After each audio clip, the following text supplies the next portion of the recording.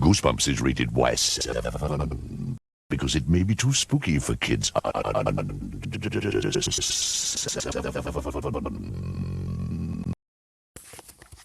I thought I should definitely make this an actual separate video, Goosebumps fans, and we're going to now talk about the thing that we have to read through the lines to actually understand why in the world the previous books, like the books in the very beginning, all the way to somewhat now, are basically the way they is. So, apparently, we have to give props to David Povich because he actually heard it in one of the interviews. And this interview actually happened after Goosebumps Horrorland. Paraphrasing, but either way, what basically happened is that R.L. Stine just admitted that he can't truly do world building and connecting. So when it came to Goosebumps Horrorland, it was very, very hard for him, and he didn't want to do it, and he doesn't like doing it. Okay. So that's the thing, along with me basically saying, hey, here's alternative. Well, during this whole entire time, couldn't you have actually have asked someone? It's like, I know, that's messed up. And I know for years, especially D83 over there, and then Squid Jib do it too. And then mostly everybody is kind of actually questioning, did you really actually wrote all those books, or did you actually have a ghostwriter?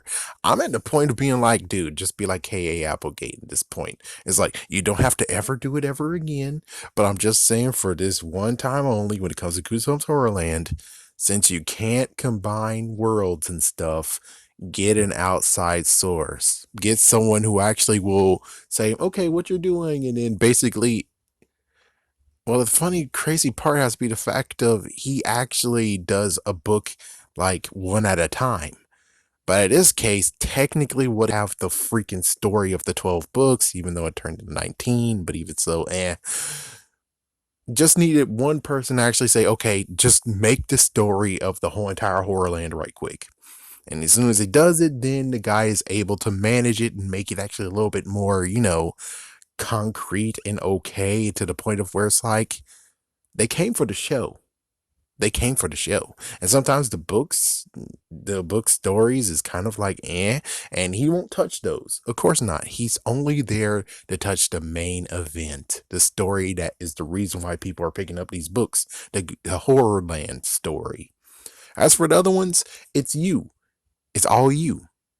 But when it comes to this 12 arc storybook, you kind of actually needed someone who knows how to do world building and stuff like that. So besides actually saying what hindsight 2020, it's like, yes, we get to the part of being like, okay, so this is what basically we got right here. Let me just pause this right there. And basically, he just admitted he doesn't like connecting worlds and stuff, right? So, do we ever wonder, which the first book we actually have to deal with it is, of course, Monster Blood.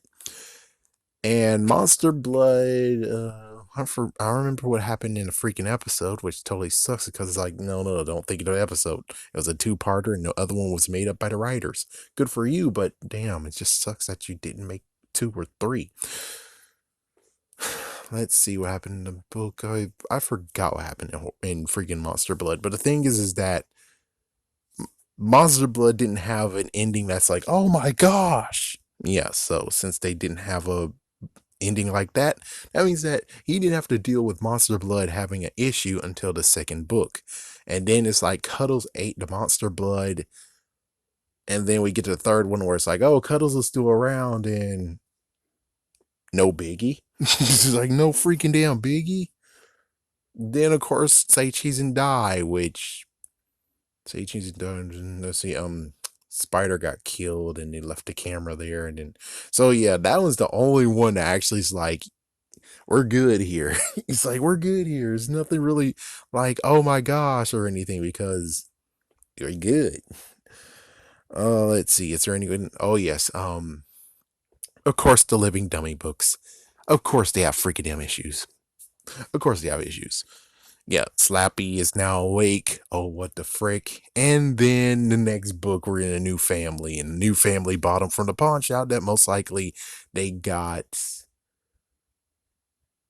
freaking yeah, Mr. Wood came from the pawn shop, so that means Lappy went to that damn pawn shop. And then after that, I think something about trash or something or pawn shop. So it's like, how exactly did you contain Slappy and send him to the pawn shop just for another person to? It's like, yeah, you gotta explain that to us, man. It's like, you gotta explain to us. It's like, yes, use your imagination, but someday you have to tell us what the frick, man. Someday you have to actually tell us what exactly is going on here. All right, let's see. Haunted mask, definitely, because the freaking brother put on the mask, and it's like next year, a year later, it's like, so we're not dealing with the freaking brother putting on the damn mask. We're not actually dealing with that. Really? Can we? It's like passerby talk is very, very good right now, but we don't get that.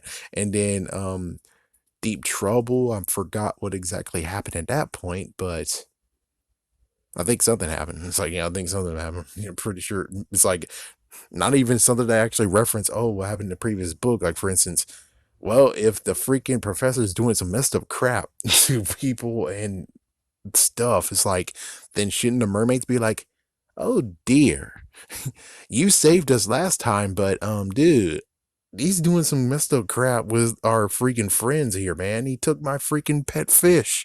And now we don't know where the pet fish is. Like, oh, we saw the pet fish. The pet fish is now freaking vicious bastard.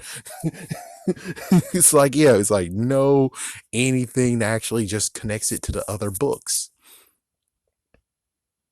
Let's see, yeah. And then the third monster blood to the fourth one is like he's oh wait.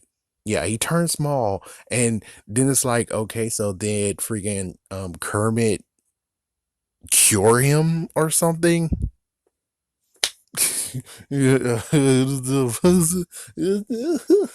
like, yeah, that's like, and I think that's every single one. Is that every single sequel? I think that's every single sequel we had to deal with. And then Goosebumps 2000 continued on with a few other sequels like Return to Horrorland, and that one's okay because Return to Horrorland basically just said, "Hey, here's tickets for next year," and it's like they already got freaking damn tickets, so it makes sense that Return to Horrorland they just used the tickets.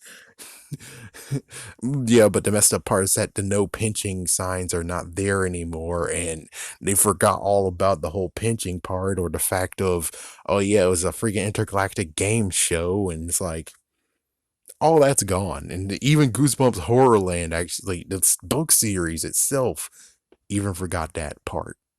It's like, geez, man. Like, geez, what the frick, man? Geez, what the frick, man? Is there anything else? Oh, yes. You did have some other spin-offs, like for instance, Terror Tower, but that one doesn't really count because that's a give your own scare. And then, of course, we had Return to Camp, the ghost camp, but that's actually a different ghost camp. And it's like, what the frick? Yes, it just gets to the part of where it's like some of them is just like, oh, it just came out of nowhere. And Goosebumps Horrorland did some new stuff, but since it's a new universe, he doesn't have to deal with any of that, except for, of course, it's still connected to book 19.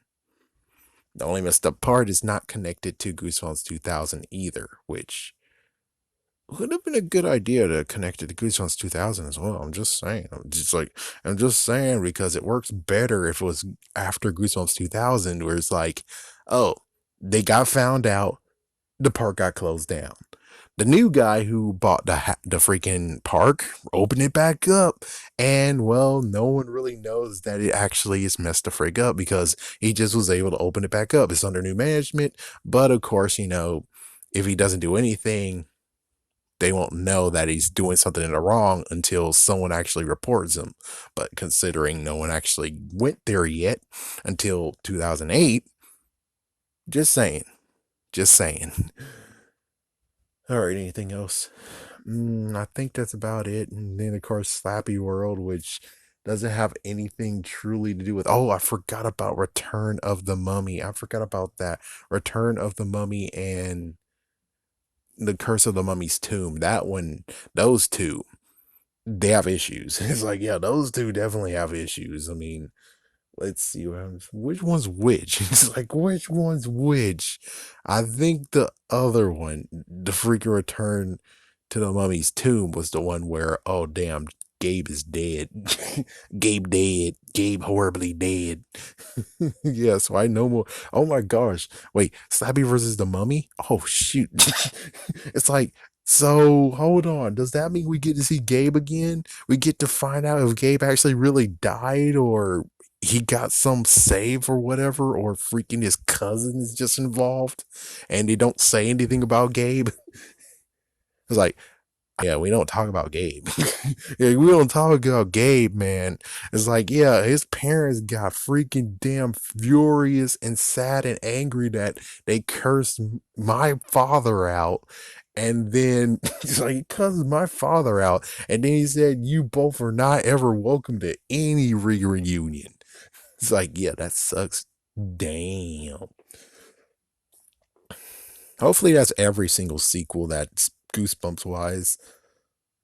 Of course, Goosebumps Horrorland gets a pass, technically. Kinda, sorta gets a pass. But it's like, yeah, that's about it. But of course, we get the final result of why they always not conclude and go on to the next one. It's because he's not good with that. And instead of actually doing something interesting, which is, let me reread that book. It's like, yeah, let me reread the book and see what happens, which he does know the characters. He's able to get all the characters back, but apparently it's just not truly his priority to be like, okay, so this is what happened to the character.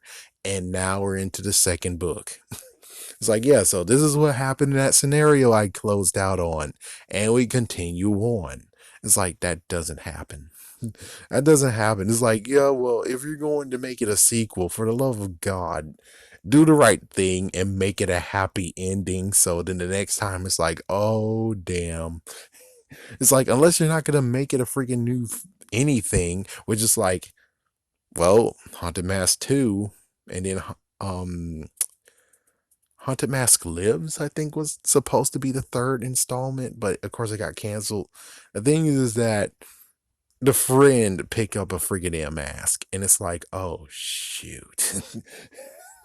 Yeah, and it's like, well, nothing comes out of it. Nothing comes out of it at all. My goodness, though. At least it's revealed that he just doesn't like to connect. He doesn't do the work like that.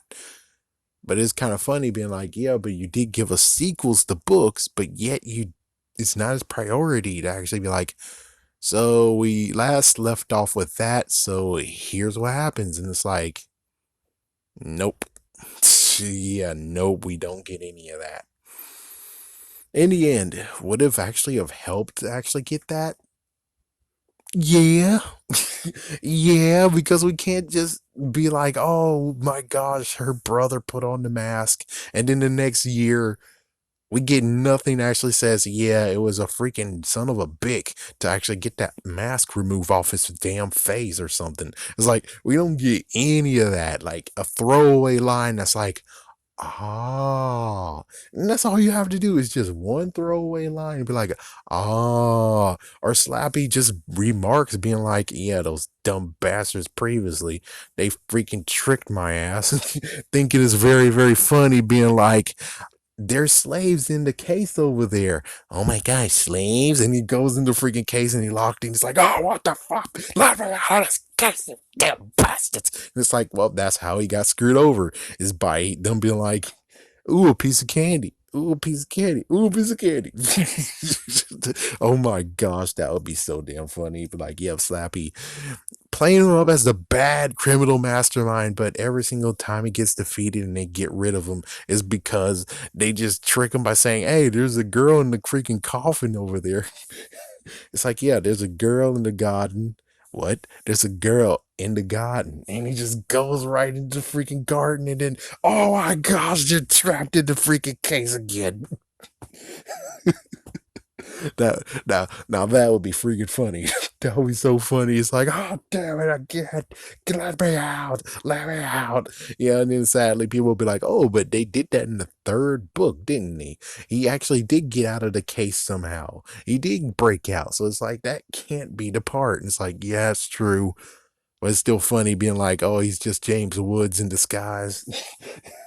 He's fooled to go into the freaking coffin / case because he's an idiot. It's like, yeah, but it turns out that he gets his ass whooped so many damn times. It's like, I don't know how exactly is he a formidable foe. Like, seriously, I don't know how he's a formidable foe or the biggest, baddest one ever. It's like, at least when it comes to Mr. Wood, he didn't get freaking knocked the fuck out at all. It's like Mr. Wood is a freaking pimp and he's a PMP. He freaking will take you out. Yeah, while Slappy, on the other hand, he got more vicious, but in the end, though,